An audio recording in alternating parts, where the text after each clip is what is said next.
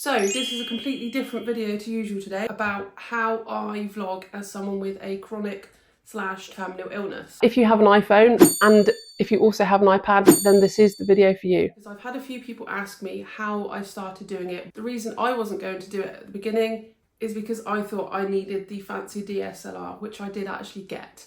I do have a fancy DSLR that does great vlogs. The accessibility to it wasn't what I wanted, and it's obviously a big camera, it's quite clunky. There are some days I just didn't want to get a heavy camera out and hold it or set up a tripod. Based on true events. So I'm going to break down how I have made vlogging easy for me.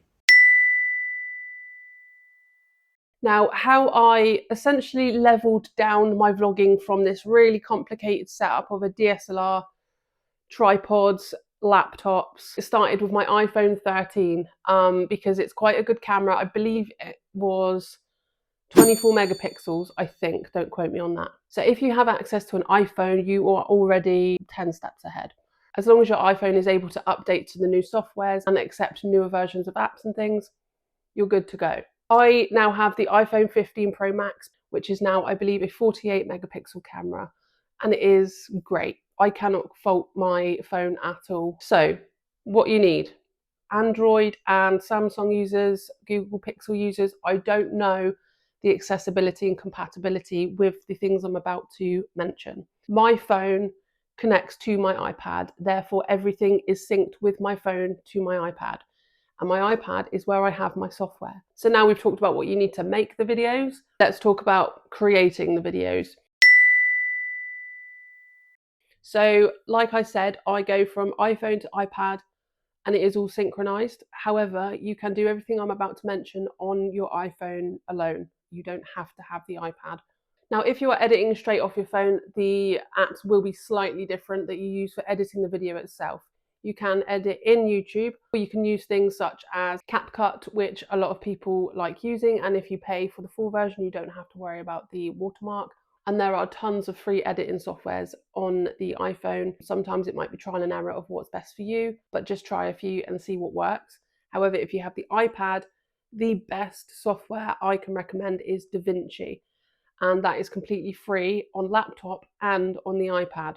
And it is a full studio, the full works. You get access to everything. You can have complete creative control over your videos. There's no watermarks and there's no subscription. So DaVinci is absolutely brilliant.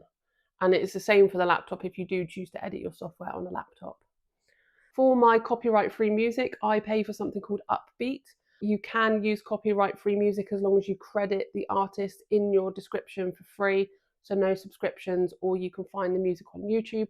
However, Upbeat is worth the $6.99 a month because you get full access to their playlists. They create new playlists for seasons. They have playlists that suit certain types of videos. And I personally find that brilliant, and you can add 3 different channels to that. There is something called Epidemic Sounds, which is slightly more expensive. I believe that might be $15.99 a month. However, I found Upbeat, even though a cheaper version, has a way better library and it's way more accessible and less confusing. Now, for editing my thumbnails and any of the cutscene cards in my videos, I use Canva, and I think pretty much everyone knows what Canva is.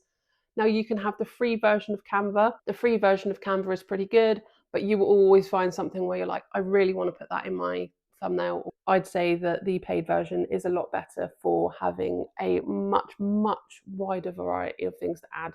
Through Apple, I pay $6.99 for that one also. That has a library full of thumbnails that are already made, and you just have to change the image or the text, or you can start from scratch and do your completely own style of thumbnail or banner, profile picture, you name it.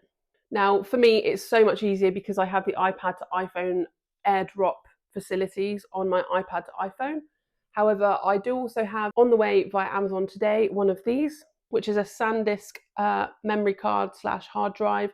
So I will put everything from my phone onto this, and it can plug straight into my iPad or a computer with a USB-C plug. The other option is Google Drive. You can drop anything you need onto Google Drive if you have Android or Samsung or Google Pixel products and transfer it all through there. So you don't just have to have an iPad and an iPhone. There are other options, but I personally find this the easiest to use.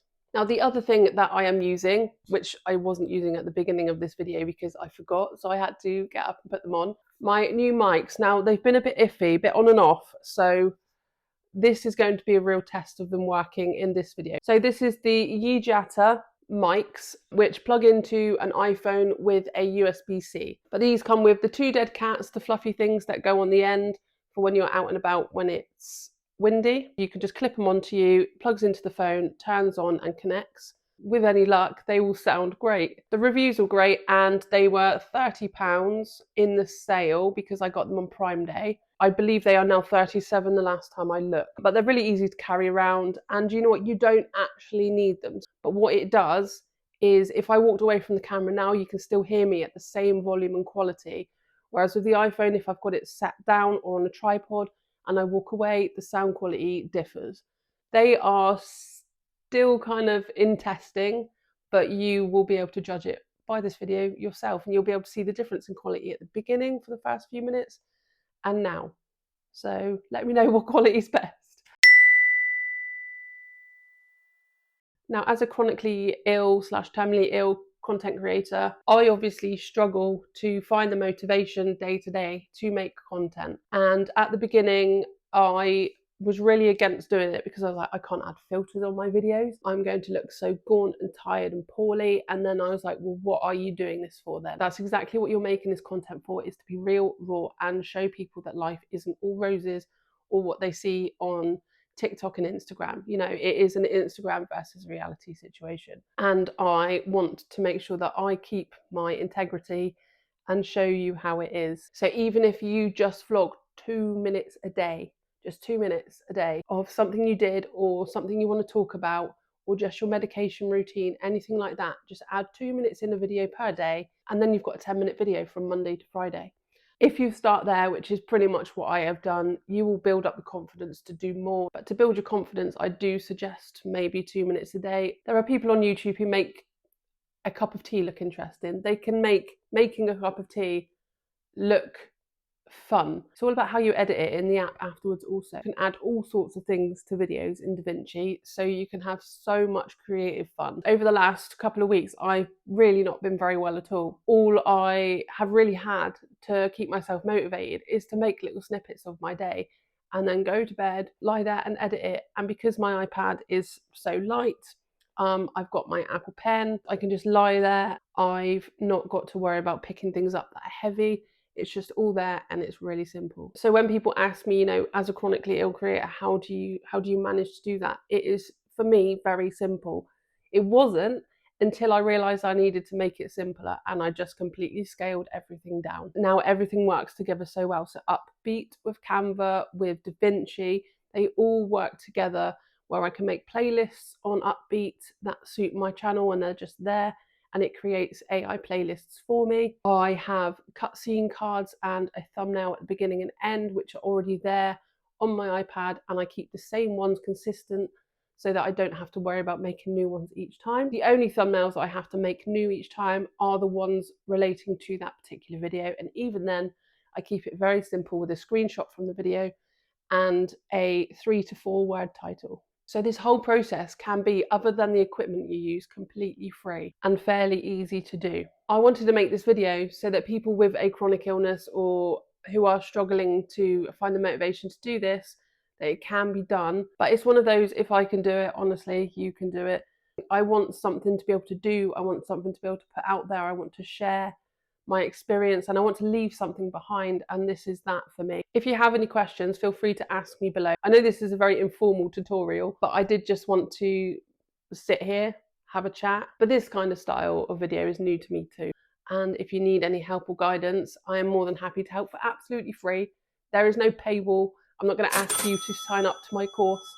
And no, my channel isn't absolutely booming.